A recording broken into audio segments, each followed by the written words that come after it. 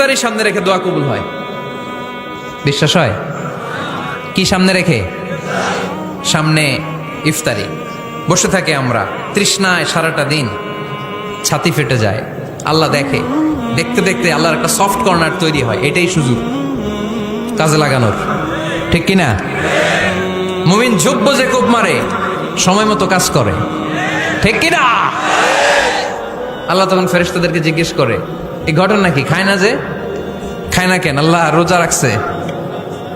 এগুলো কি? রোয়াবজা, পেঁয়াজ, আলুর চপ, বেগুনি, মুরগির রান খায় না। খায় না কেন? ওরা যে ক্ষুধার্ত, আল্লাহ আপনার ভয়ে। তাই কি চায়? আল্লাহ আপনার কাছে ক্ষমা চায়। ক্ষমা চায়, আল্লাহ রহমতের দরিয়ায় জোশ খেলে যায়। আল্লাহ তখন বলে, আমারে দেখছে নাকি ওরা? ফেরেশতারা বলে, না দেখে নাই। আমার জান্নাত জাহান্নাম দেখেছে? না দেখে নাই। আমারে না দেখে, জান্নাত জাহান্নাম না দেখে আমার এত ভয় করে? যাও, আজকের এই রোজার বিনিময়ে এখন বান্দা যা চাইবে সব কবুল করে নেব।